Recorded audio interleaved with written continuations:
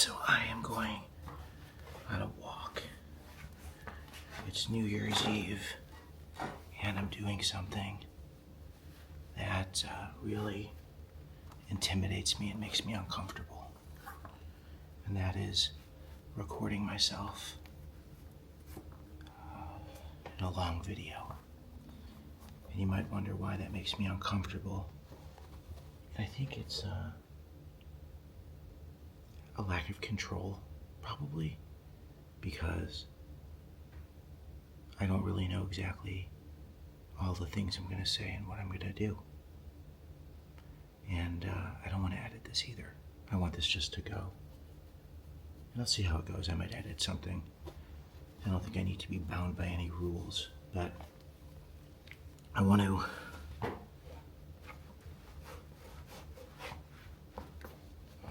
share more long-form content with you, because there are so many more things I want to share with you. And I feel like if I'm not sharing it with you, then I'm not really being the best I can be. You know what I mean? All right, the question is, do I take any water? I don't think I need any water. See, like in this situation where I want to blow my nose, do you have to watch me blow my nose? I don't know. If I'm going to be authentic, I probably should, but I don't want to blow my nose in here. I'm going to blow it when I get outside. Okay. All right, I think I'm good. The only thing I need to do is I need to set my watch for my walking mode. And do I want to take any water with me? I'm not sure. This, by the way, is an Airbnb. We're in Arizona. I'm in Arizona with my family. And we come to Arizona all the time because my parents spend a lot of time here in the winter, which is nice. So this has become kind of a place that's really familiar.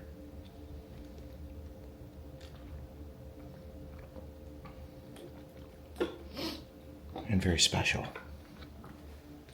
So we stay at a place, and typically my brothers will come as well, and they'll stay somewhere else. My other brother will stay with my parents.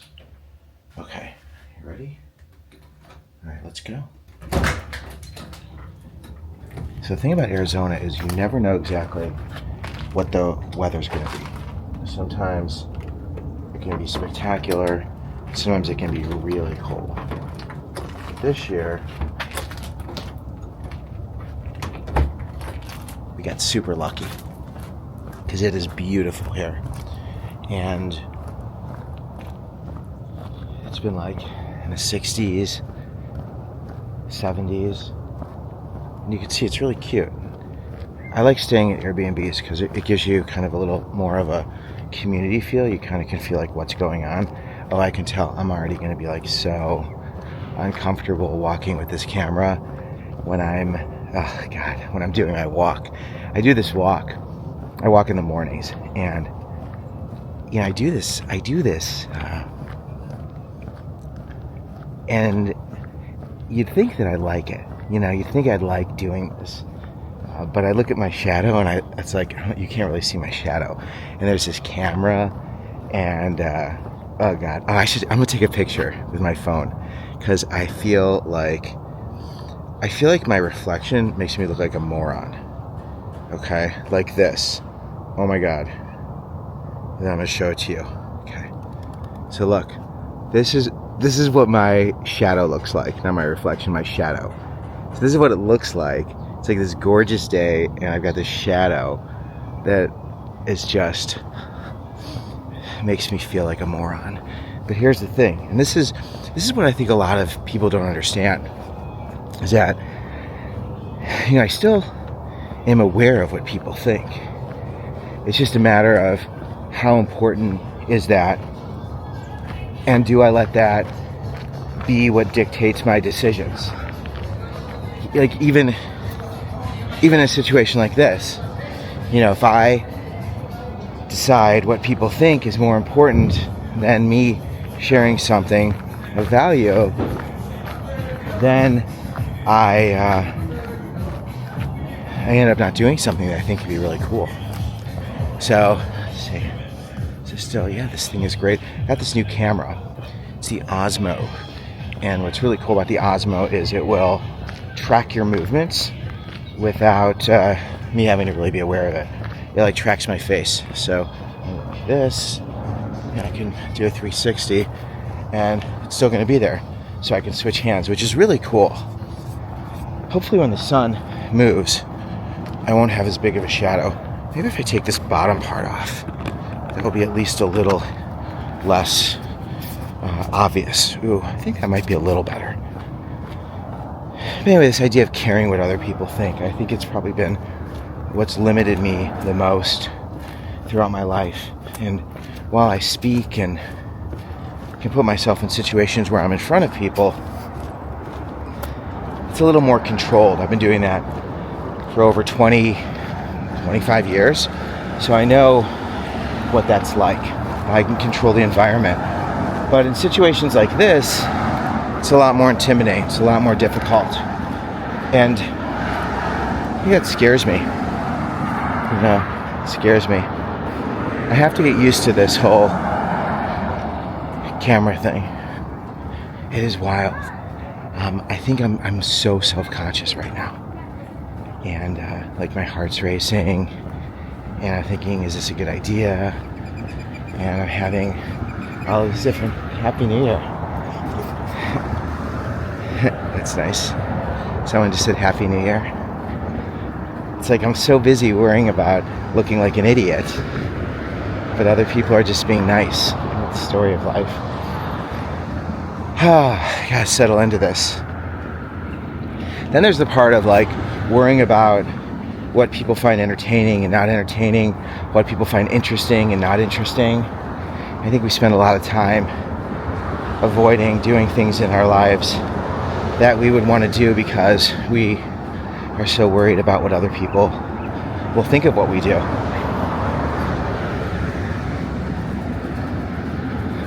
Just thinking of all the times that I could have shared so many wonderful things. And it's not about being regretful. It's more about being self-aware that I'm always growing and evolving.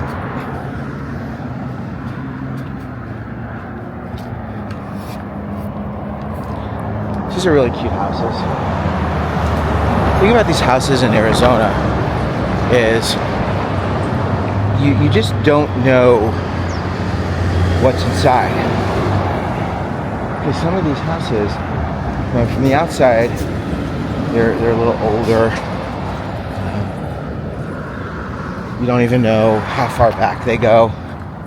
And they really are like such an illusion when it comes to judging a house from the outside. I've seen this when we've been in other Airbnbs. It's always interesting to be able to actually go in the house and see.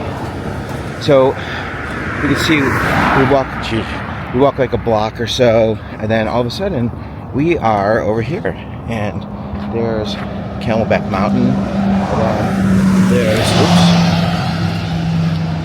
there's a shopping center here. See Entenmann's Little Bites. See that truck over there behind me? The Entenmann's. I don't know if you can see that. I have these weird associations. So for me, when I see Entenmann's, I think of being in probably middle school. I think of getting a big box of chocolate chip cookies. And then I think of, make sure everything's okay over here.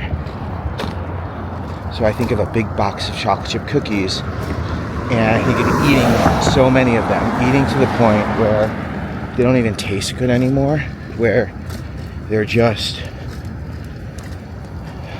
like a drug. Because I used to do that. I haven't really talked a lot about that, about when I was a kid, how my relationship with food so unhealthy. I think it's also another area that's really dangerous, at least for me to talk about, because I've been working on this. My self-talk when it comes to food is something that I think I worry about what other people might say.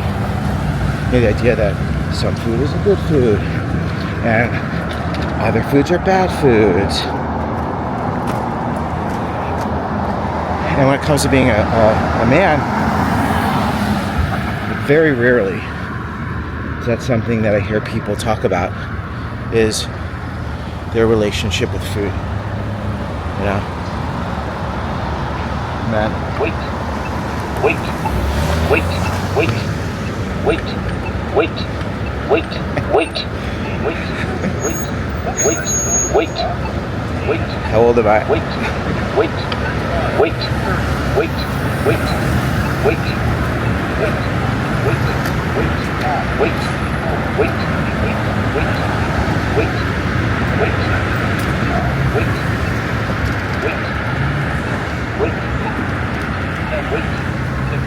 This doesn't bother you, does it? Wait. I find it so funny. Wait. Like, Wait. life. Wait. Can't wait. Wait. Wait.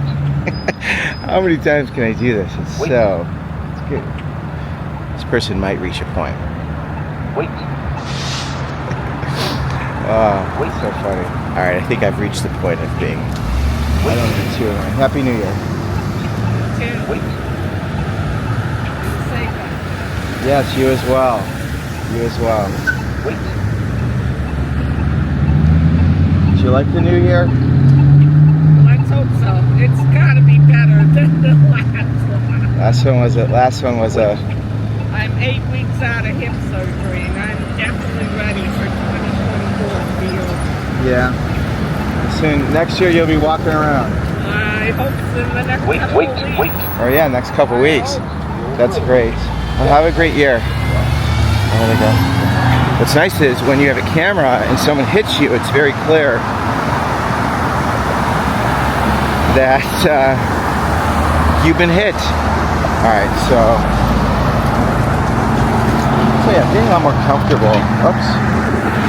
Thank you. Getting a little more comfortable. How many of you eat at gas stations? How many meals have you had at gas stations? I'm talking about like full meals. Circle K. We don't have Circle K at home. What do we do? I can't remember. We have gas stations and food. You know how they do the pizzas now? Where you can get like an entire pizza in 3 or 4 minutes for like $10 or $11. We got pizza at a gas station on a trip to family. We went to where the hell did we go? We went to Galena, Illinois, and there was a review of a gas station. They had really good pizza, so we like to try different things. So we got pizza from the gas station, and it was fine. I don't think it was that great. I think it was like hyped up, and we were super hungry, so we ate it. So yeah, the food thing. This is a pretty park. Let's go through the park. I haven't been to Indian School Park and Tennis Center. There's so many beautiful places here, and I'm telling you, the weather is just terrific. So yeah, I had a really unhealthy relationship. And here's the thing. If I say something and you don't like the way I'm saying it, or you feel like it could be a healthier way of saying it, then you're welcome to tell me. I just can't tell a story in every sentence. Think about how someone's going to be irritated or annoyed with how I present something. Because this is how I process it. And there's probably things I could process in a healthier way. But yeah, my relationship with food was a mess. It was a mess. And it's gotten so much better. It's really helped me the most recently is the Adderall. I find the Adderall has really quieted my compulsion to stimulate my brain using food. Because what I found is food over the years has been this thing that has, soothed me, helped me, distracted me. It's really been like a drug. I remember when I was in middle school, which was really the most painful and difficult part of my life. Here, let me show you what I'm watching. It's kind of cool. There's people playing. They have a beach volleyball court here. Look. See that?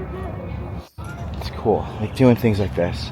You see that dude who's got his shirt off over there? Okay. Oops. You see that guy over there who's got his shirt off? Like even that. Like when I was a kid, I would not take my shirt off. I remember we had a game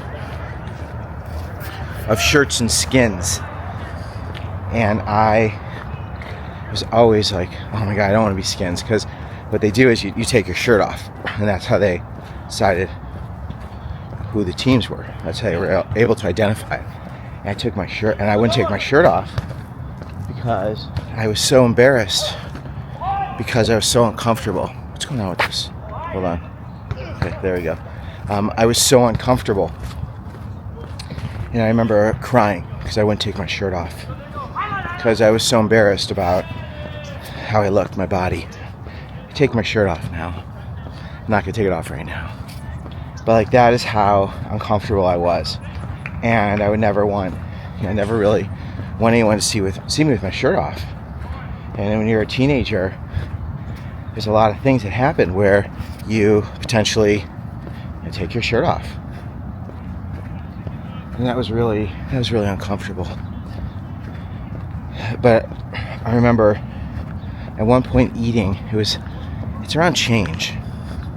This is why I spend so much of my life talking about change. But it was probably, 8th grade and approaching high school and in high school.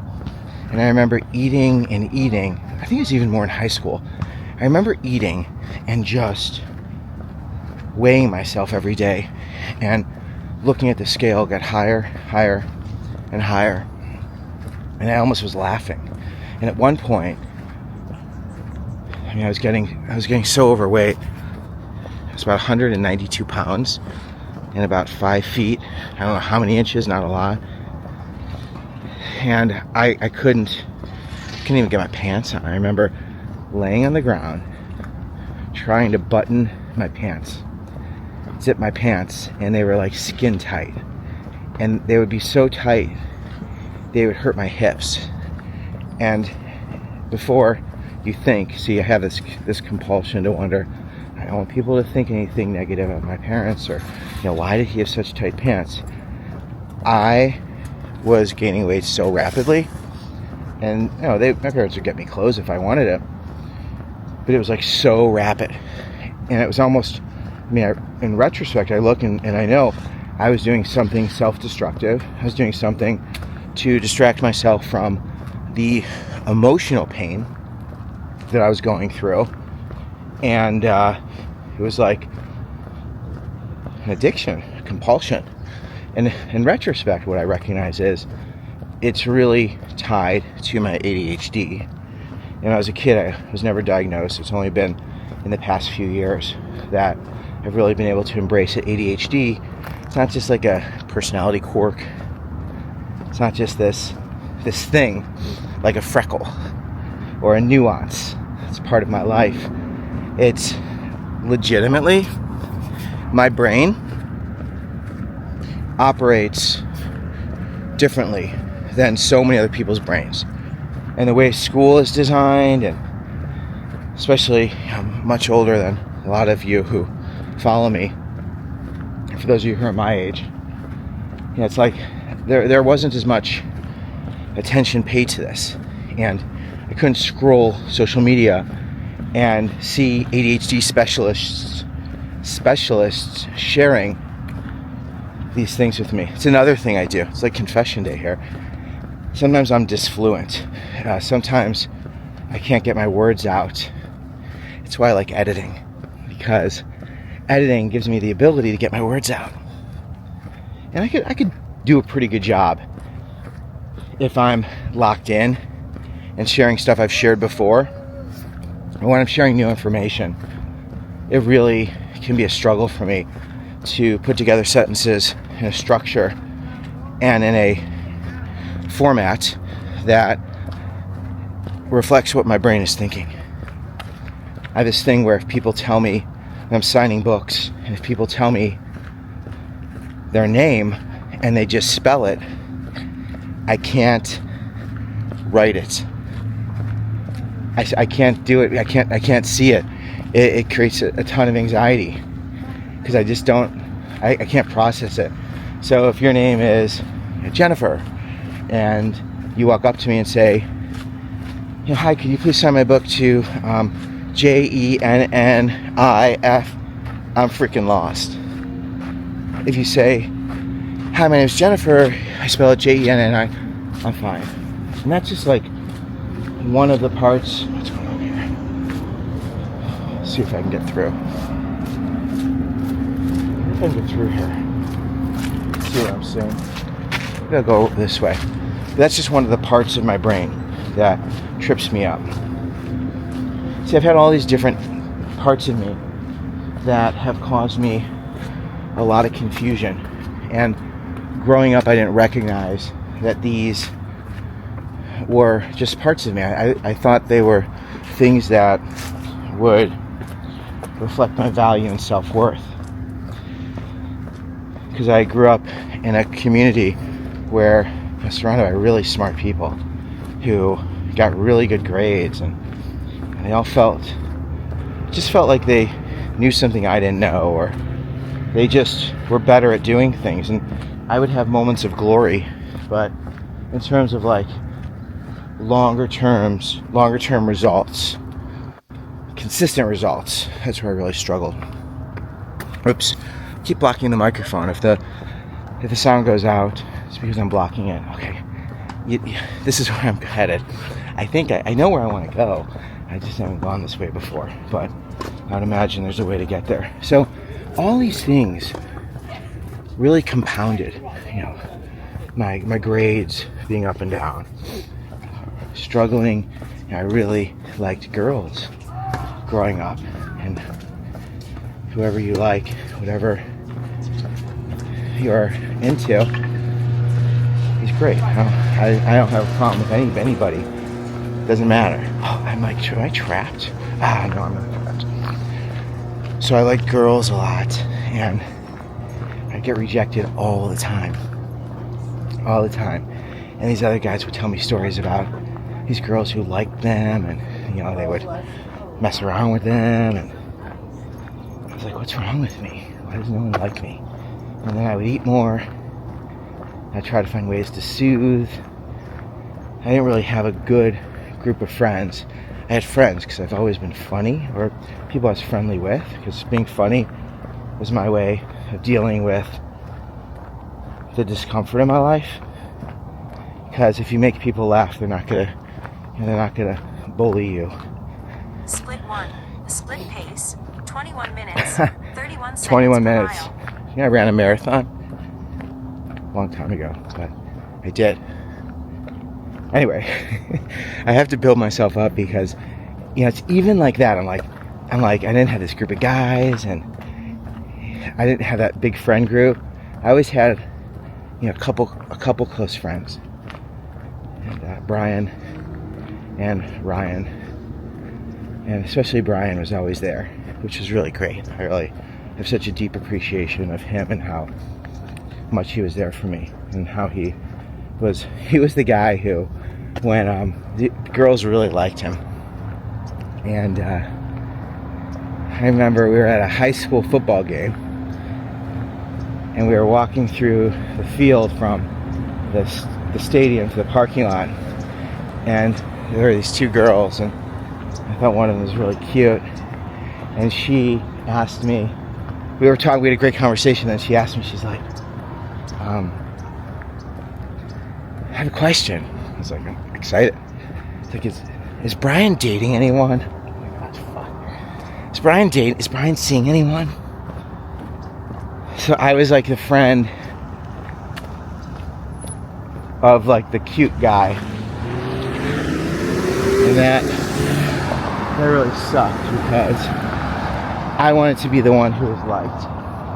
And I wanted to be the one that the girl wanted to be with. So there's a lot of rejection. And if you're not familiar with poop, God, that is some... I wonder why those people didn't clean up their poop. It's a really big poop. It's like a whole trail. I wonder how far this trail goes. Maybe I can meet the dog if I see the breadcrumbs of crap. The only thing I'm filtering here is my language. That's the only thing I'm not giving you right now, because I do want as many people to be able to enjoy this. So I'm going to do my best to not swear. Okay, good. So now I'm back on a path. Went on a little adventure, went off-roading, and I made it here. And it's kind of how my life is. You know, I like to go off-road and get on the path and then get back on the road. So it might seem like I have all these different thoughts, but everything connects here. Everything connects to this theme, and I had no idea what I was even going to talk to you about. This theme of when we feel discomfort, how do we respond? And for me, food has been such a big part of it. And the reason that I ate so much is not because I was lazy or because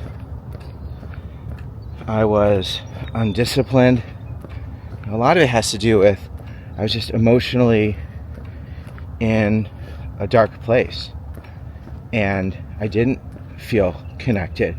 I didn't feel community. And I didn't feel like I was liked. And I didn't feel like I belonged. And I always felt like an outlier. But then what happened is I got to a point where I was so uncomfortable that I really wanted to take charge. I think this is another really interesting part of my personality, and maybe you could identify with this. I think there's this pattern of letting things get so bad that I have to be activated in order to make things better.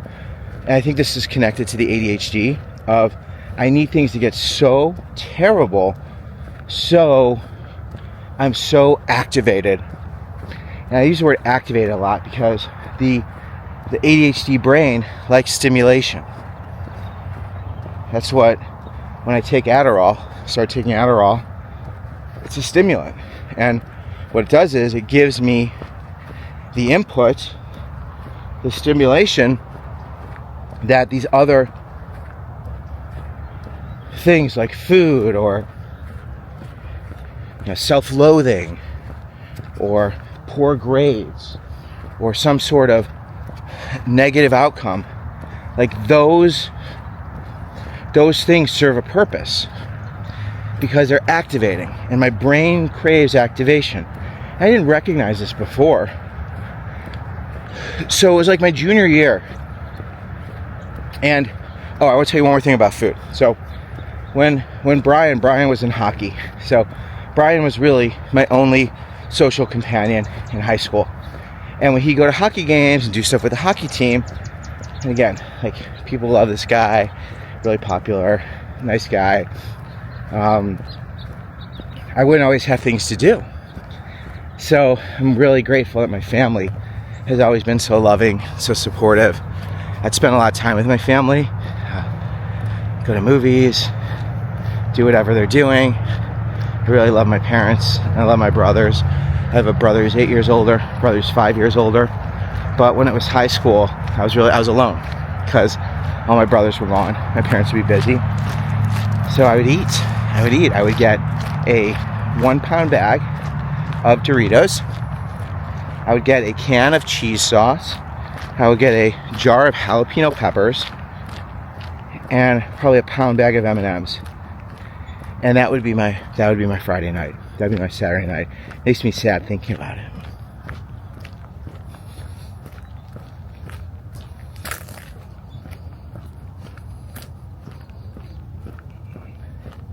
I think I feel my emotions a lot more lately.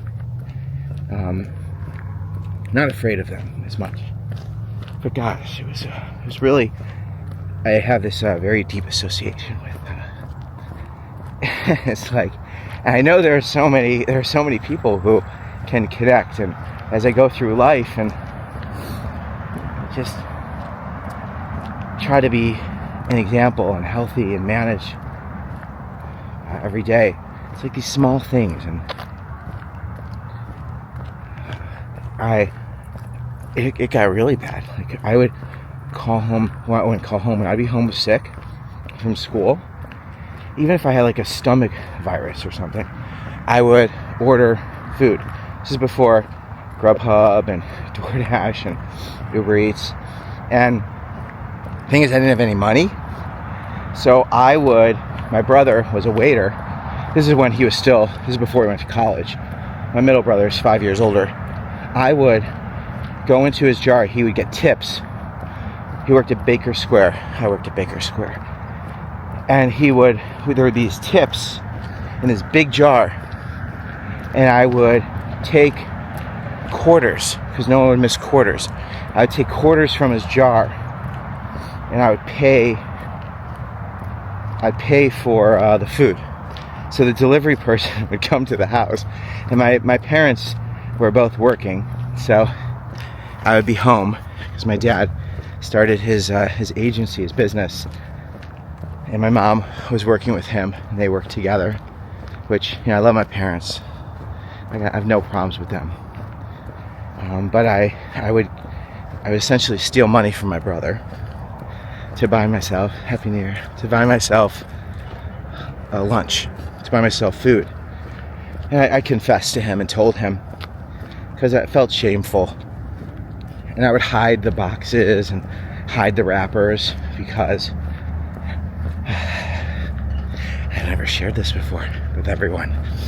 I would hide everything because I didn't want anyone to know. I didn't get very involved in high school. I didn't know how to get involved. It's one of the reasons I really like sharing this with you. I would try once in a while, but when things got too uncomfortable, I would stop. Or I would deal with some other obstacles. There was one situation where I really liked being part of TV. Like, we had this TV workshop in my high school. And after freshman year, I tried to be involved in the extensive one, the bigger one. And the teacher said that I wasn't mature enough to be in it. And we talked about this. I actually had a really beautiful email exchange because I couldn't understand what was going on. Because I was so uncomfortable. Really, I would say after freshman year in high school, going into sophomore year, was really peak discomfort, physically, emotionally, in all ways. And I had this TV workshop thing I really enjoyed doing. And it was the one place where I really think I could have had a deeper connection. I think I really could have found something that gave my life a lot of value and created a lot of light.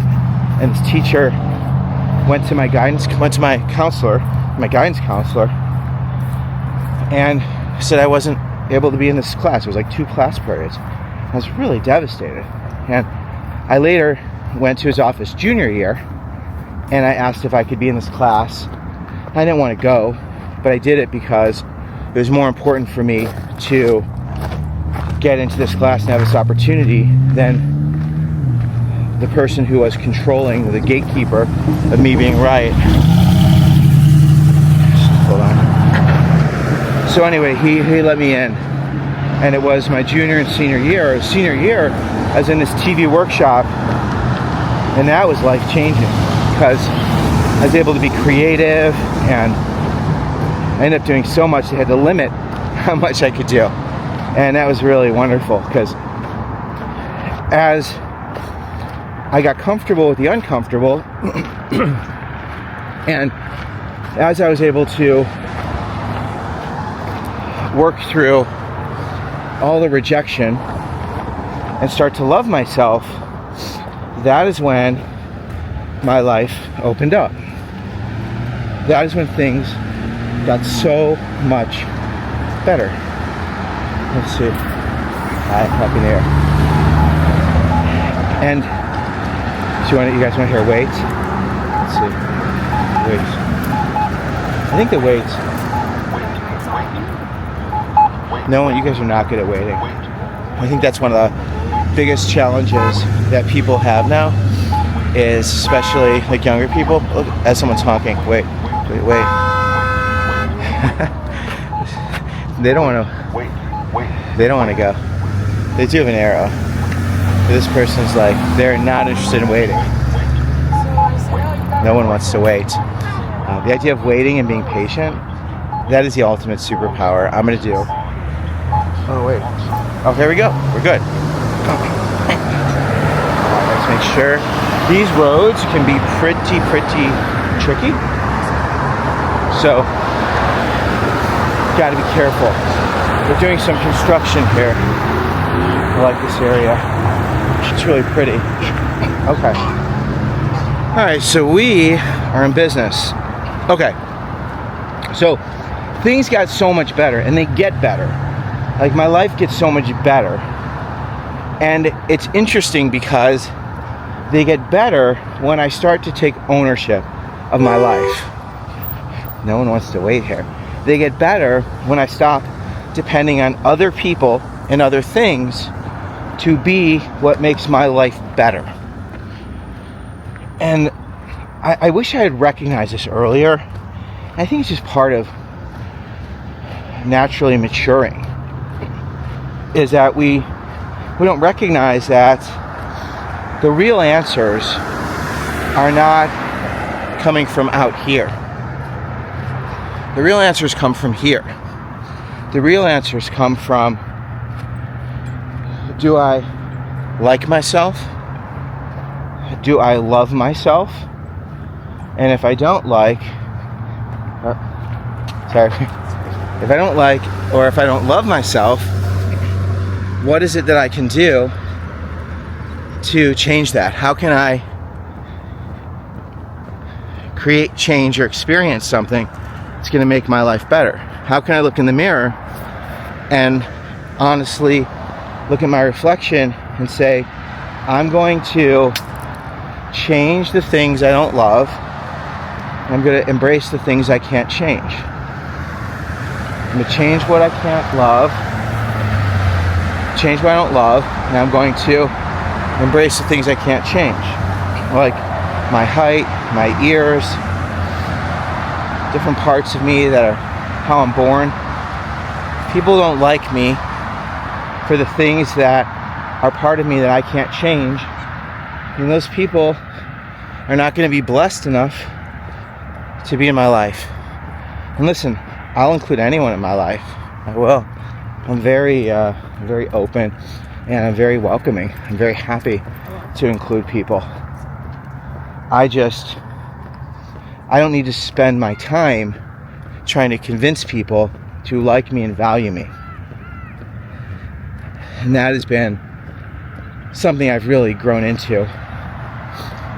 And one of the things that's helped me to do that is embracing the universal rejection truth. See, so much of what I worked through was about rejection. Other people rejecting me rejecting myself, me not allowing people to reject me trying to control the world around me not accepting that no matter what I say or do, not everyone and everything is going to respond to me the way I always want. It's the flux capacitor of my life. It's a guiding principle. It's a irrefutable law. I write about this in my book, Win or Learn. It's very simple. It's an easy book to read. It's great for people who have ADHD, who don't like to read, who are neurodivergent, who have any reading challenges. The thing that's so great about that truth, it's so powerful, is when you feel excluded, when you feel like you're not enough, instead of hating yourself or blaming other people, you can go through a sequence of questions. Am I the problem? Is someone or something else the problem? Or is it the universal rejection truth? Maybe it's a combination of several of these. And that is something I wasn't armed with. It's one of the reasons I'm so passionate about helping people who are younger, because I really believe that universal rejection truth, let me tell you, that truth is like wearing a cape. It's like having a magic wand. It is a superpower. It is a superpower because when you are great at rejection, instead of being tied to an outcome, you can take a risk, you can listen, you can learn, you can ask questions, you don't take things personally, not as frequently, and you're able to connect. I'm telling you, that is the superpower. If you want the career, if you want the relationship, if you want the connection, if you are great at rejection and you practice being great at handling rejection, you will be unstoppable. And that is what I was doing in high school. That's what I was doing in middle school when I was eating so much and really making these changes in my body. I was doing that because I was rejecting me. And then I would reject me to the point where I had to make a change. And that's where, gosh, I'm so grateful. I am so grateful that somehow when I get to the precipice of total despair, instead of being swallowed up, instead of being swallowed up by the darkness, I am able to work through this. I'm able to pick myself up and to move forward. Just to repeat that, because I really like the way that sounded and might want to use it as a clip. Happy New Year. When I get to the point where I loathe myself and dislike myself and I'm so upset with the world, instead of going over the edge on this precipice of despair, I'm able to figure out how to move forward. And that's when things get better.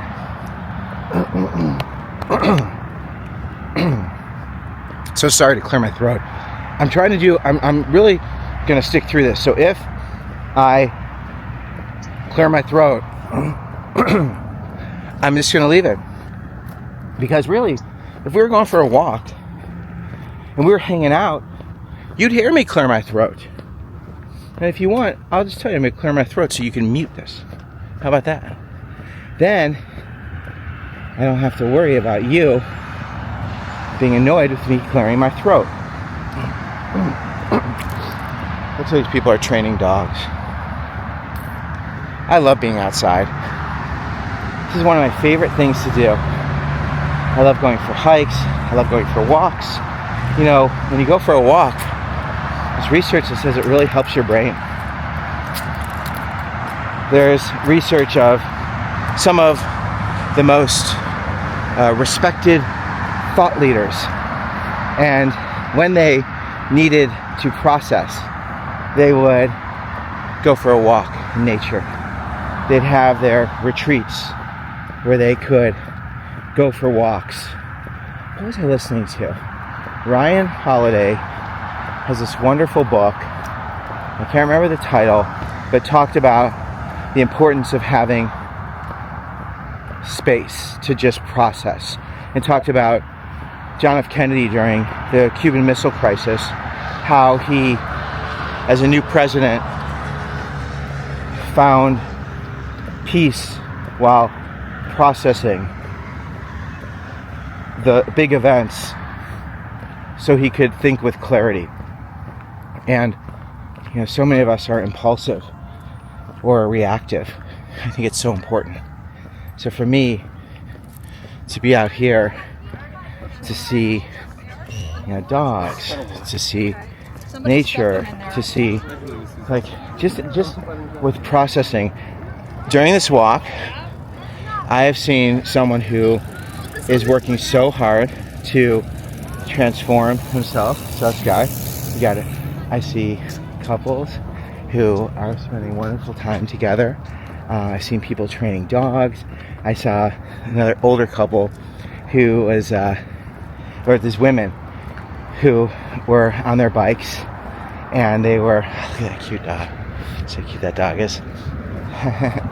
Sorry, I'm just way too interesting. Yeah, I guess so. Oh my gosh, what a cutie pie. Is that puppy? Yeah, he's still a puppy. Oh, what a cutie.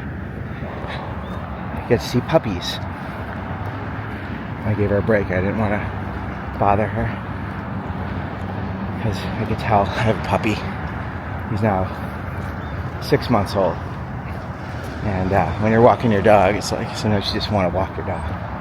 And then I saw that woman who was on her electric cart, who was interesting because I don't know if you saw the woman way earlier in the video, where I was walking and she was on a motorized cart. And I was thinking while I was talking to you, what was going on, how long has she been in that cart? And she told me she had hip surgery. I don't know if you heard that. I didn't put her on camera because I just try to not put people on camera when I'm out and about. So anyway, she was excited about this next year. Change, right? Change. People creating change. All around me. All around me. All around me. That's the one constant in our life is change. If you fight change, you're really uncomfortable. The universal rejection truth of change, right? Of fighting change just creates more discomfort. So, as I learned to love myself and like myself, and again, I never called it that because it just sounds like weird. I never called it that. But as I learned to like and love myself, my life changed. So, middle school was really hard. It's really uncomfortable physically, emotionally. High school beginning was really hard. And then something happened. It's like sophomore year. The end of sophomore year into junior year. My parents have always been really supportive. And my dad said, do you want to go to, I'm going with my friends to this diet workshop place. And he said, would you like to go with us? Now keep in mind, I had been to Weight Watchers twice. Once when I was, I think, 13. Another time when I was like 15. I was a Weight Watchers dropout twice. I remember when I was younger, my mom, so sweet, was like, for every 10 pounds you lose, I can get you something. And no one would be critical of my mom, because my mom is the best. She was helping me, trying to incentivize me. They didn't make me feel bad. They just were there for me. And I lost 10 pounds. I only got one CD. And I bought Lionel Richie's Dancing on the Ceiling. That's what I bought. Wow. That I need to edit out. No one needs to know that. That might be the most embarrassing part of this whole video. So, I was a Weight Watchers dropout twice. And I went to this diet workshop place with my dad. This is cool. So, over here you have people playing softball or baseball, and there are people who are clearly not very young, older people who love to play baseball. And this is the coolest thing. Look at this. You guys see this? Oh, guys and gals, 50 years and older. Tuesday and Friday. So this is the Tuesday game where it's people who like to play baseball. I love that. How cool is that? It's like, if you love something, then why not do it? If you want to meet people, if you want to be part of a community, you find something you like to do. You put yourself in places where you can be around people who love to do similar things. So this is a baseball league for people over 50. Most people have... Whoa, look at this guy. Look at this guy. Did you see that? That's a bulldog for you right there. My God, did you see that? All the way to the wall. All the way to the wall. Let's see. Is this a home run? Did you actually get to see a home run? Look at this. Look at this. Home run. Home run. Wow. A home run. How about that? That was so cool. Wow, I love that. That's so great. Good morning, Happy New Year. You see so many things. I love that these people are out here today doing something they love to do. They're probably friends. Maybe somebody came here for the first time. Who knows? Maybe they moved here. For any of you who moved to a new place, it's so important to put yourself in places where you could do things you like to do things that you love to do, and you just keep showing up. One of the biggest mistakes people make is they stop going when things get uncomfortable. You keep going. You don't make it about other people. You make it about you having an experience that brings you light. You don't focus on other people giving you anything. You put yourself out there. Because if you do this, and some of you don't do this because you're so afraid of rejection, so afraid of being judged, I have to tell you, remember how this video started? I was so uncomfortable holding this thing, and nobody's looked at me in a weird way. Maybe one person, maybe two, but most people have been like, Happy New Year, hi. You know, it's like I was so self-conscious. I'm gonna do more of this. This is so fun. So it's funny, in my head I'm like, I wonder if people are watching this. I wonder if they like it. And I'm like, it doesn't matter.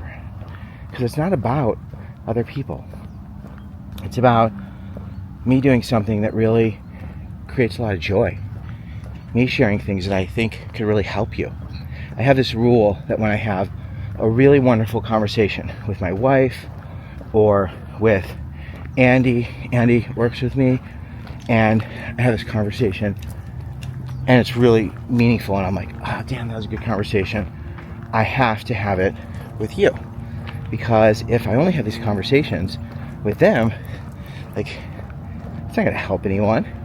What am I gonna do? Have the same conversation with Andy and my wife?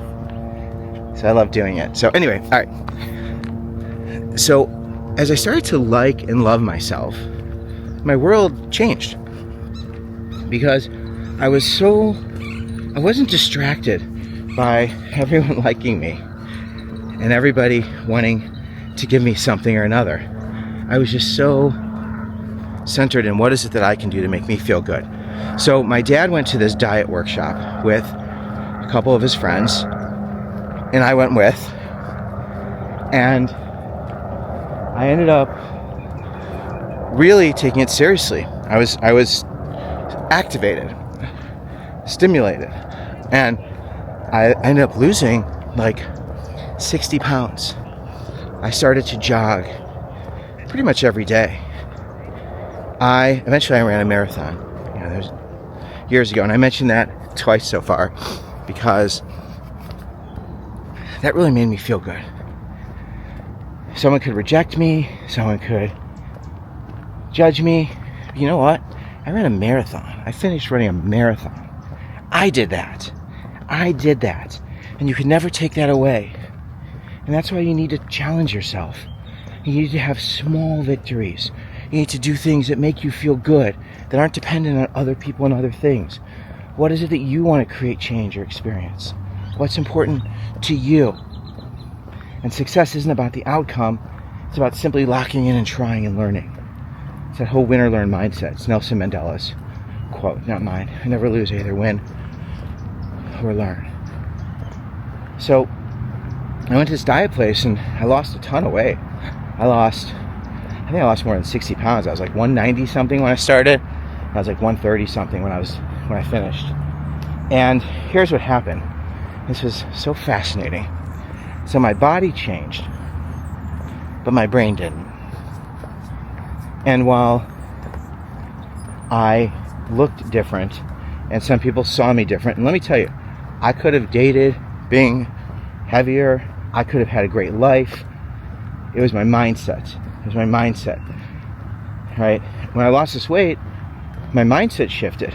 But my brain and the things that limited me, my self-limiting beliefs, my insecurities, my fears, they were still there because my brain was so deeply rooted in this I'm not enough mindset, that anything that happens that's positive is really just more of a chance. It's more of a freak accident. You know, the imposter syndrome. And that's something that really plagued me for a while. So what happened is I ended up doing things I love to do, because not only physically did I transform, my mindset shifted and I thought, I'm going to do more. And I was already pretty good at taking risks. And I was already pretty good at managing rejection. But what happened is things started to tilt my way and I got rejected a lot less. And I was then doing things that were really successful. I was putting myself in more places and doing more things with more people and sticking it out. And that's when it's like, weirdest thing happened. Girls started liking me. And with Brian, like, Brian always did well, but like, he was now the friend of the person who people really liked, who people thought was really funny and interesting. And I was doing all this work in the TV department and creating a show with my friend Corey, and we did this amazing, I cannot find it, and I know it's out there. I need the Dazzle Brothers act, because we have this big variety show. It's called the Variety Show in our high school. And I was a comedy writer. And for 3 years, I tried out for Spur of the Moment. That's the name of the group. I tried out for Spur of the Moment. And I never got in. And that was really upsetting. And then my senior year, I wrote this essay about how I'm funny, and I've always been funny, and that once I lost this weight, and I want to be clear, this is not about the weight, this is about the mindset. But once I lost this weight, like, you know, the funny person was able to come out. I think it was also because I was in a place where I could handle criticism more. I had a higher tolerance for rejection because I wasn't rejecting myself as much. And when I stopped rejecting myself as much, it gave me the ability to allow for other people to reject me, which I think is a really interesting observation. But I was the head writer, one of the head writers. And then I was also in this really cool act. We put together this thing called the Dazzle Brothers, and Dazzle Brothers were great and funny, and people would cheer. And I started dating this girl who, I fell in love. And this was the thing. I told you I loved myself. I loved myself at times. In my brain, I still worried that I wasn't enough. I still worried people were going to discover the truth. And when I started dating Alexis, and I've shared this story when I go to speaking events, not this part, but Alexis was a swimmer. She was popular. She had friends. She was really well liked. She actually beat me for student council treasurer. So I got rejected by her first. Oh, that's so funny. I forgot about it. I talk about the best things in my life start with rejection. And that's like it's another great thing. So Alexis and I got to know each other while in the variety show, because she was in the variety show. Sure, everything's good. So she was in the variety show. I was checking my recording and all that. It's the first time I've used this for this long of a time. So we were in the variety show together, and then one thing led to another, and I asked her to come back to my place, and I shared with my parents, and we were watching a movie, and kind of leaned over on the couch. I was not very smooth, very inexperienced, and asked her if I could kiss her, and she said yes, and I kissed her, and then I kissed her with a lot more energy, and I was like, wow, this is great. And she asked me to stop kissing her like that, and sorry for my kids if they hear this, but it's, she's like, please don't put your tongue so far down my throat. And I was humiliated. And she said it in a very sweet way. And I was so embarrassed. And for any of you who are inexperienced when it comes to being with someone, because I knew her and she knew me, and because we were able to communicate, that moment of humility and deep embarrassment turned into something really beautiful, because she said she could tell I was upset. She's like, it's okay, don't worry, because I really do. I have like such respect for women, and I want to listen. And she's like, let me show you how I like to be kissed. So then she showed me how to kiss her, and she taught me how to kiss someone the way that she liked to be kissed. And that was really beautiful, and I felt this incredible sense of belonging and love and connection. And anybody who says teen love isn't real has never really been in love, because it was so real. It's a different love. Now, I want to be very clear. I'm married. I love my wife. I adore my wife. And she's had other relationships, and she's been in love. And the early love that we have in our life serves a purpose to teach us how to love and how to be loved. It teaches us how to work through uncomfortable situations. And I think we have lots of soulmates, and different soulmates enter our lives at different times. Some last as long as you live, and others last as long as the relationship's supposed to live. It's just how it works. Whoops, sorry. Thing is, that was a great... That guy had a great... I was going to talk to that guy. He's so good. I don't know if you were talking. That's the guy that hit the home run. This is a good game. It's a good game. All right.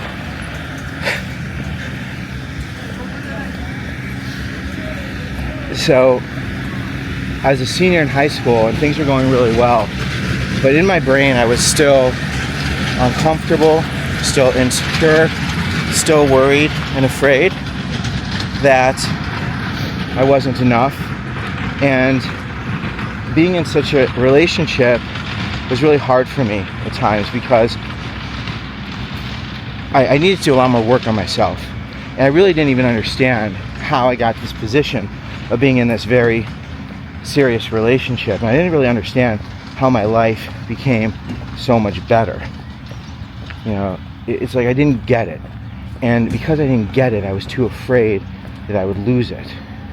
And the thing is, when you're too afraid of losing something, you have a hard time communicating. You have a hard time listening. Because fear and scarcity are the things that overpower your brain. It's for me. And I think it also is connected to just how my brain works, and so much. And I think I could even use the word trauma, of like the trauma of being a teenager and of being so young and just feeling so like it was really hard for me. So being in love is really scary. So I remember the summers she would go, and we dated for like we started dating in February, March, April, maybe like 9 months. And when I went to, we spent a summer apart. She was a skier, water skier. And I remember I was working at Baker Square, so I eventually worked at Baker Square, and she was on her water ski team up in northern Wisconsin. And she would like ride the shoulders of these dudes who were like super cut and like, models. And I was like, and she wants to be with me, right? Like, how the hell does she want to be with me? But then I was like, well, of course she's going to go away and realize that she could do better. So I got really uncomfortable, and somehow she put up with that.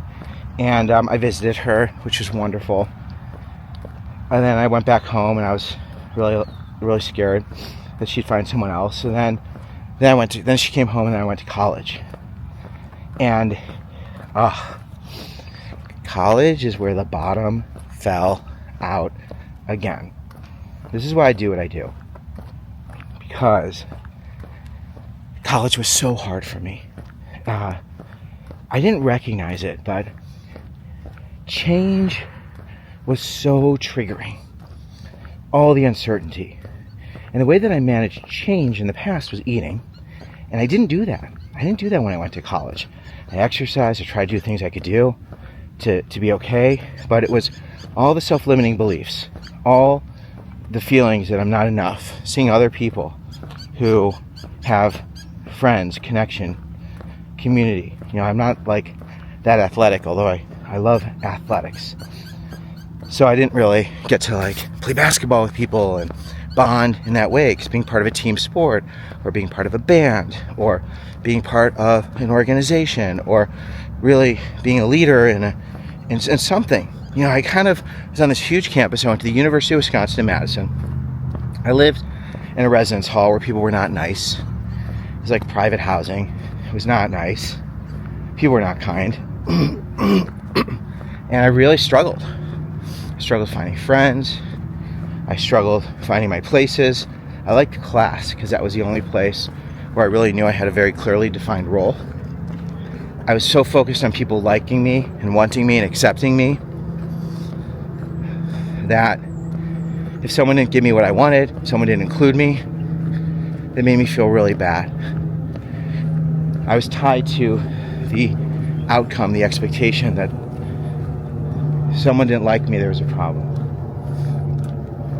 And it was really hard. And I got really depressed. And I would lean on Alexis. And Alexis was, you know, as wonderful as she could be. She had an event where she was, you gotta be really careful in the winter. She was walking along the beach with a guy friend. And they were walking on like these little snow hills. And all of a sudden, poof, the two of them fell through this big snow hill into Lake Michigan. And she shared the story with me, because what happened is they were trapped. No one could see them. This is before, I think there were cell phones where you can call for help.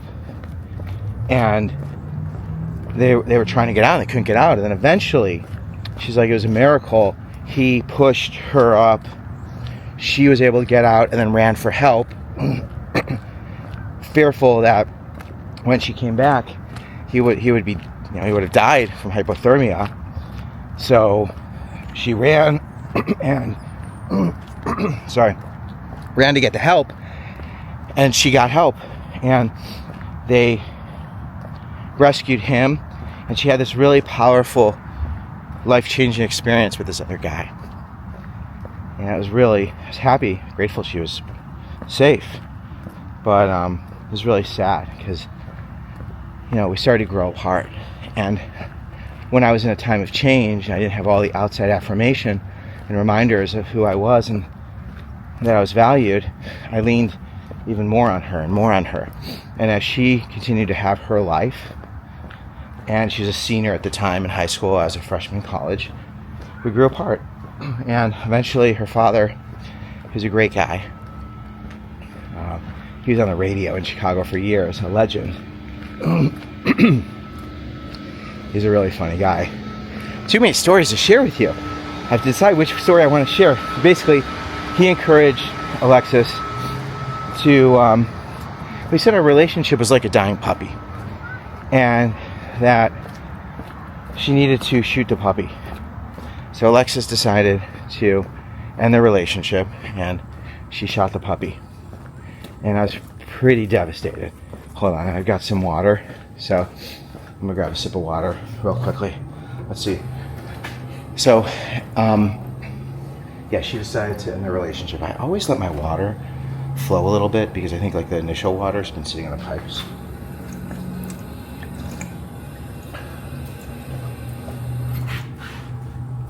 Okay. Oh, where did we go? Let's go back. Here we are.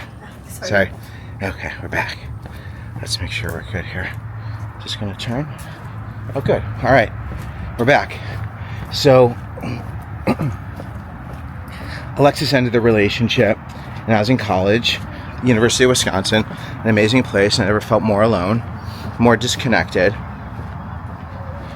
Really struggled, didn't get into fraternities I wanted to get into. Didn't really find my places. My girlfriend was no longer there. She was the one thing that really made me feel like I still had value and worth. And when she was gone, man, I was devastated. I was cooked. And I remember, she broke up with me in the late fall, went home for winter break, and I decided I was going to transfer because I wanted to do a do-over. I wanted to start over. And again, like, the thing about me is when things get bad, like, I don't turn to drugs, I don't get so drunk I numb out. I just sit in it. I sit in it and I try to learn from it. And those times where we sit in it, man, I'm telling you, like, that is gold. That is gold. Those are the times. That's where we learn the most. That's the magic. And it hurts and it's hard and it's difficult. But I'm telling you, it's those moments. It's at the bottom when we learn the most. So you gotta give yourself permission to feel it. You gotta give yourself permission to be in it. You gotta give yourself permission to try to figure out answers. Because if you do this again and again, you're gonna come out of this and you're gonna be so freaking tough. This is where I'm censoring my swearing. You're gonna be so strong. You're gonna be just like, you're gonna have armor because you're gonna know yourself. I got to know myself. So I went back to school. I ended up joining a fraternity as like the half class, second half of the year. I wasn't crazy about it. I decided that I was still gonna transfer because I wanted a new start. But the magic happened, and this is the pattern. And I'm so grateful I could look back. Steve Jobs talks about how there are these dots in life, these events, and you don't know where they're leading you when you are experiencing them. But when you look back, it's a very clear picture. It's a very clear picture. And it was the bottoming out, the activating, the I'm going to take charge, I'm not going to depend on other people and other things. I decided to transfer. And the last few months of college at University of Wisconsin were some of my favorite months because I no longer required people to give me anything. No one was responsible for my happiness and my ability to be balanced. It was me.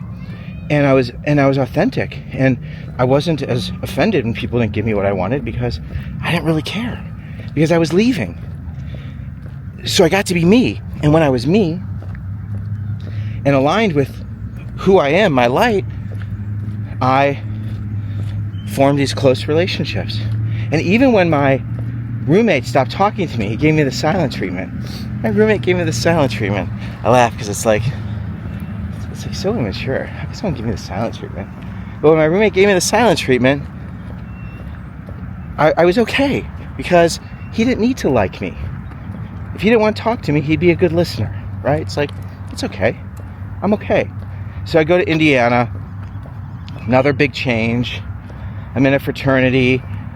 My brothers were in API in Indiana, so I was a legacy, so they had no choice but to take me. I remember I showed up, and these people were like, who the F is this kid? Because, like, I didn't go through the rush process. I'm like, yeah, my brothers were here. I've been visiting here since I was 10. So they just welcomed me into the fraternity. Welcomed me is a kind word. I got hazed a ton. It's a whole other issue of, like, I didn't have other places when I went to college. When I went to IU, I transferred. Hope you're following this. I transferred. And the pattern of, okay, do I like myself? Do I love myself? Am I enough? I felt a pretty good sense of who I am. Except I was in this fraternity where these people, they would haze me. I started to be known as a smartass because I am. And at times I thought of depledging.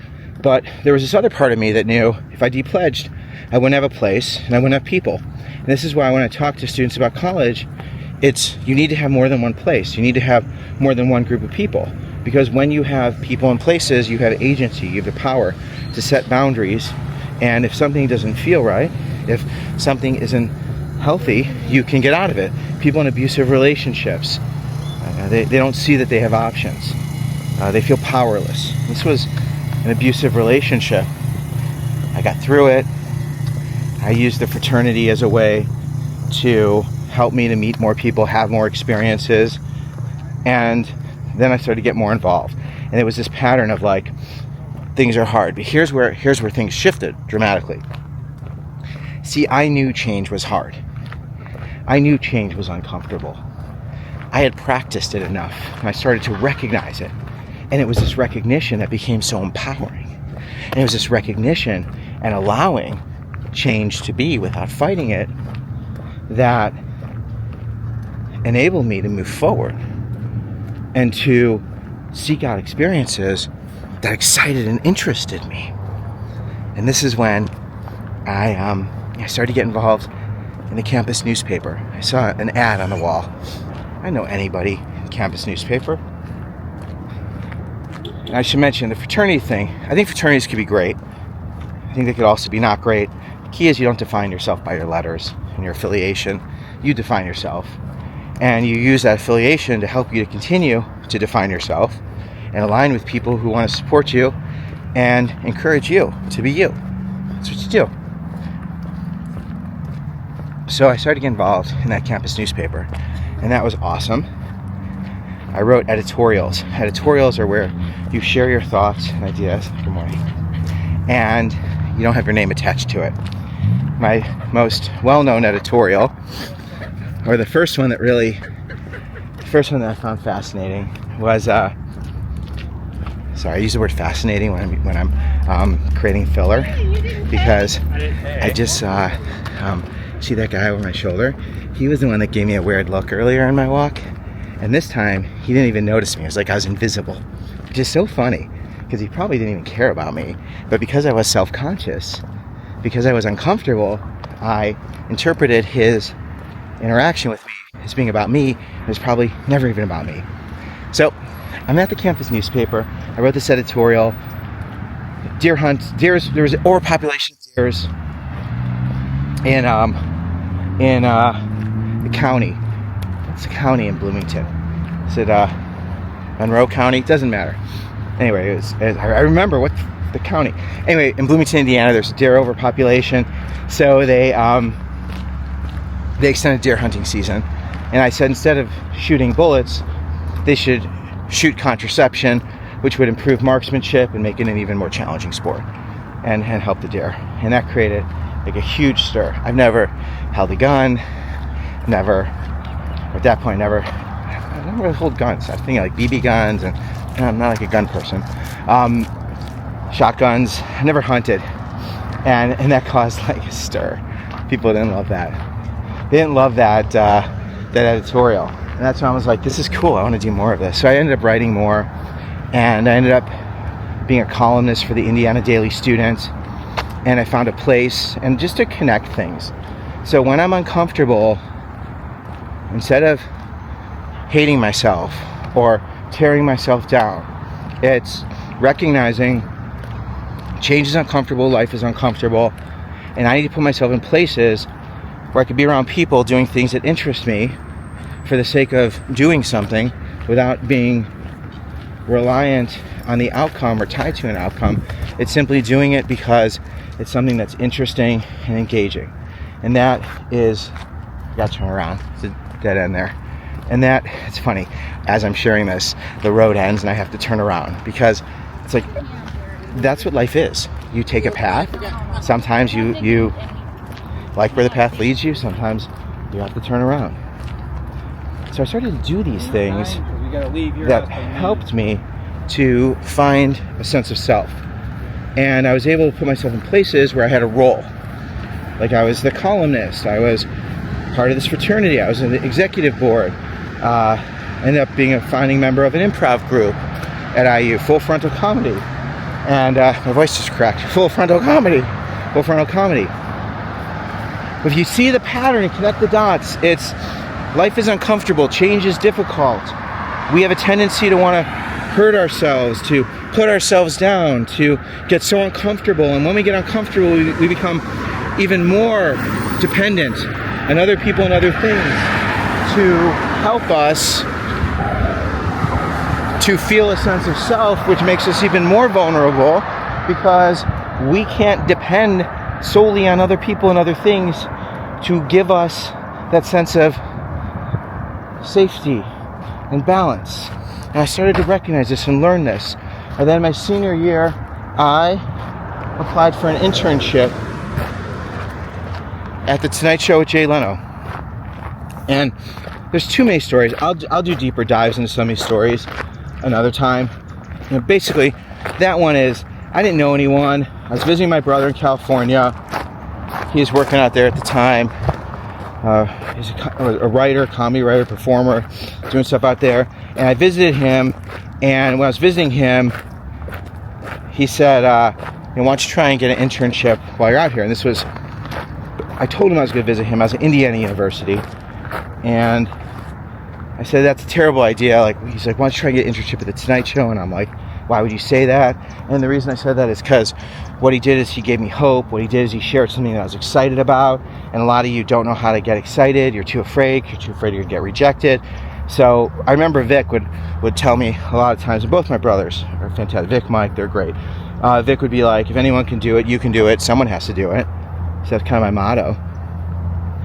So after being upset with him to even give me this idea, I called. At the time, no cell phones. Called information, asked for the number of NBC Studios in Burbank. I called the number. They answered. I said, Tonight Show offices, please. I said, one moment. They connected me to the Tonight Show offices. I said, hi, my name's Harlan Cohen. I'm a student at Indiana University, and I was interested in being an intern at the Tonight Show. And they said, one moment, please. Let me connect you with Regina. It's like, wow. So now I'm talking to Regina Ackerman, who's in charge of internships. I said, hi, Regina. Split pace. My name is 20 minutes, 4 seconds per mile. I said, hi, Regina. My name's Harlan Cohen, and I'm a student at Indiana University, and I'd really like to be an intern. The Tonight Show, what's that process? And she shared with me that they were interviewing over winter break for spring interns. And I explained that I'm not going to be back in town because I'm visiting. I live far away. And she said, we're only doing those interviews for spring. And I said, is there any way you can make an exception? And she said, it's going to be a really busy time of year. It's really hard any other time I could. And I said, I would really love the opportunity to meet. Is there any possibility? And she said, okay. Why don't you call me when you're there? And I'll see if I can fit you in. It's before we go on vacation, so it's probably not going to happen. And I said, thank you so much. So I got there. I called. She said, it's a really busy week. I don't think it's going to work out. Why don't you call in a few days? Called in a few days. She said, I might have time in a couple days. Call me that morning. So I called her that morning. She said, you can come in. You can come in and have a conversation. So I got access to NBC Studios because they gave me some access where I was able to walk around the whole lot. Fresh Prince was shooting then, Saved by the Bell. Got to walk around these sets. So cool. Had this wonderful conversation with Regina, and I was offered this internship. So that was big. If there's any parts of these stories that I'm sharing that you want to know more about, let me know, because I got so many stories. But they all tie into rejection and risk-taking and experimenting and exploring, because I had no idea what I want to do in life. I had no idea what I wanted my career to be. I just knew I wanted to do things that felt good, that could help me to be creative. I wanted to do things where I could help people. And I think, honestly, I'm going to be totally vulnerable. I think I also wanted to do things in my life where I could be validated, where people could tell me that I was enough. And that's been one of the biggest changes, even in the past 5 years, is I truly, I would say, gosh, I want to be as honest, like maybe 95% of what I do now is about serving. It's not about me. And I want it to be 100%. I don't know if it's ever like 100% where anybody feels that way. But it's not about me. It's not about me. It's really about serving and helping, service above self, and really being aligned with other people and listening and not being so worried about being liked or not liked. That's the power. So I have this internship. I met a writer who wrote advice at the University of Connecticut. I thought that was a really cool idea. So I decided that I wanted to try and do this. So I went back to Indiana University and I started my advice column, Help Me Harlan. And that's really where this career began. And I've spent 27 years doing this, and mean, I've written books, it's like the book writing thing. It's torture for me. Really hard, especially with the way my brain operates.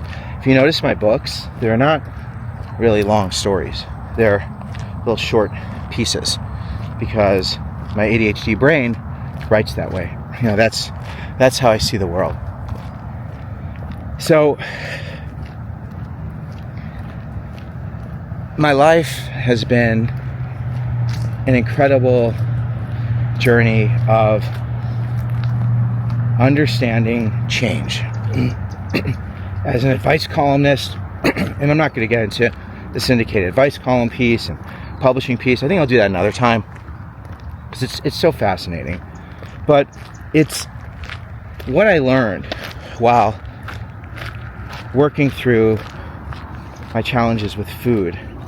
What I learned while trying to love myself, like myself. What I learned while leaning on other people and finding places and defining my role. What I learned by embracing the universal rejection truth has been what's enabled me to be here with you today.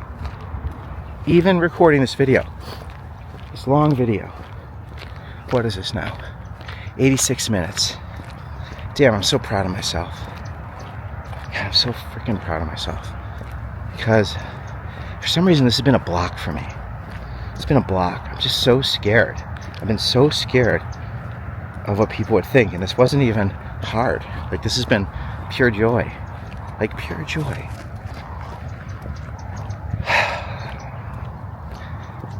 What do you want to create? What do you want to change? What do you want to experience? What is it that you want? Can you practice being curious? So many of you are so afraid to be curious. You're so afraid to be curious because if you get excited about something and you want something and you don't get it, you're going to get devastated. You're going to be devastated. But be devastated and then bounce back. Figure out how to do this. Practice. Because if you don't practice, you're not going to get good at this. And if you don't practice, you're going to stop being curious. If you stop being curious, you're not going to be able to go after what you want. And if you don't go after what you want, your life's going to be about what other people want. And you're going to be so afraid to say and do the things that you really want to say and do because you don't have practice doing this. So I really challenge you. You don't need to know what you want to do the rest of your life. You don't even need to know what you want to do today. What interests you? What interests you? What excites you? What's something that you want to feel? Doing it for the sake of just doing it. In my book, Win or Learn, there are 5 steps. It's what do you want? Wanting can be really scary because you're either going to get it, not get it, or get it and lose it. It might even be all 3 things. Those are the outcomes. And if you're not trained and practice taking risks, it's going to be too scary to want. So you got to want something. And then you got to get comfortable with the uncomfortable. That's step 2. Embrace the universal rejection truth. Give yourself permission to not always get the outcome you desire. It's an experiment. It's an experience. Step 3 is people, places, patience. Who are the people who could help you? I'm one of the people in your corner. Where are the places you could find answers, support, guidance? Patience. How long will it take for you to get where you want to go? Remember, wait. I think you guys have it is so hard. When I say guys, it's not gender specific. It's a Midwestern thing.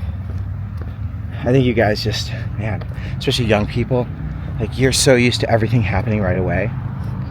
You're just not great at waiting. So practice patience. So then you're going to tell the stories if it happened. You're going to, in your brain, imagine the best case scenario, which could be scary.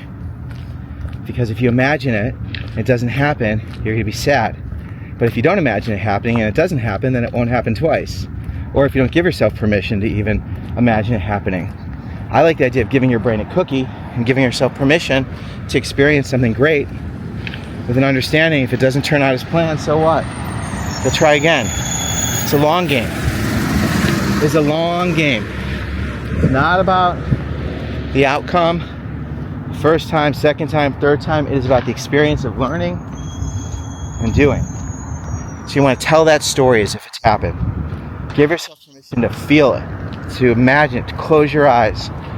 I'm going to do a lot of these videos. I'm going to really work to do some long form videos. I really want to build my YouTube channel. I want to connect with people in more ways. I want my best first year. So I have this college coaching program that is so, gosh, it's one of the things I do that gives me the most joy. It's so incredible to be able to help people. And I do this coaching every 2 weeks. Best first year, you can sign up. If cost is ever an issue, let me know. I'll work with you. It's for parents, it's for students. I also am working on a new partnerships with collegeparents.org. I'm creating this membership organization for parents to support parents, because parents really need to understand how to help their students, and there's not a lot of great resources or reliable resources, and I'm so excited for that. And these are the things I want. These are the things that scare me. And I'm gonna really work to keep moving my body. I'm gonna be as healthy as I can. I'm gonna be as present as I can for my kids. I wanna really listen to my wife. And I don't mean that in any other way of, I wanna really be present. I wanna really listen. I wanna really listen, and I wanna support her, and I wanna love her and encourage her, because she's just so important to me. The thing is, I love my wife. This is the reason that we've been together 21 years and counting, is because not only do I love her, I like her. And the other thing is, I'm not dependent on her for my happiness. She's a very big part of it, but I think one of the reasons we do so well together is because we both have things in our life that excite and interest us other than each other. We're not dependent on each other to be that thing. So that gives me even more encouragement and joy to support her. And I just want to be my best. I want to be my best every single day. The 5th step of that Win or Learn book is celebrate, reflect, and repeat. It's when you take a risk and when you put yourself out there, there's no room for shame. You celebrate. Celebrate that you did something. Celebrate that you learned something. Celebrate that you have some sort of outcome to work with. Data. It's data. I have this expression that information is not emotional. And listen, information triggers emotions, and big, unexpected, dramatic, scary things, man, they sure feel emotional. And they can be. But there's a moment between when you get that information to when you feel that emotion. The bigger, more unexpected, scarier, the quicker it is. But information is data. And when you can follow this approach, this Win or Learn mindset and framework, when you have a Win or Learn mindset and follow this framework, you can celebrate, reflect, and repeat. Celebrate that you did something, reflect what went right, what went wrong. It's not about the outcome, it's about processing the data. If I can't get what I want, is it me? Is it someone or something else? Is it the universal rejection truth? Is it a combination of them all? Who can I turn to help me to work through this, to filter through the outcome? And then after you reflect, you repeat. You repeat the same risk, or you take another risk, a new risk. Sometimes you need to stop and change paths, just like I did before.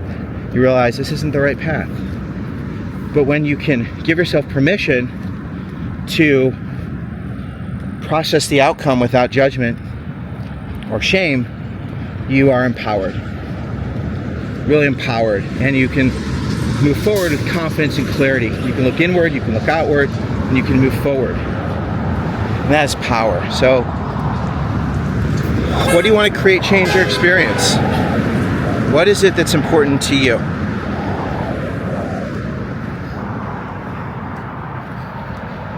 Whatever it is, I'm excited for you. And if it's too hard for you to even answer this question, then ask yourself, why is it so hard for me to be curious? Why is it so hard to do this? I have a therapist. I really appreciate my therapist. I started therapy maybe 5 years ago. 6 years ago, it's been life-changing. If you can't get what you want, if you keep finding yourself facing the same obstacles, the answer is to get help, to turn to people who could help you, to support you, guide you, lift you, love you. Like when I got help losing all that weight, get help from my therapist. A lot of you helped me. I can't tell you how much I've been helped by so many people who have no idea that they've helped me. People who have shared stories with me, people who have shared videos without knowing I've even watched them. So many people I follow, so many people in my corner. It's really amazing. So I'm excited for you. This is a new year. I'm making this video December 31st, 2024. It's the end of this year. It's a new beginning. What do you want to create, change, or experience? I shared some of my things that I want to do. In the comments, share some of yours. If you enjoyed this video, I would love for you to subscribe so that you can see more. My goal is to build this channel. My goal is to share videos like this. I've got a lot of ideas. I'm going to do them this year. Because serving and helping and supporting you is more important than what people think of me. And that's the thing that's going to motivate me and help me to serve in 2025. All right. Thanks, everybody. This has been great. Oh yeah, subscribe this, share. Oh, the last thing is share in the comments what you want, what your goal is. What do you want to create, change, or experience? That's how I'm ending this. What do you want to create, change, or experience? Share it in the comments, and I look forward to continuing to be in your corner. And I wish you the best of everything this year and always. All right. Thanks, everyone.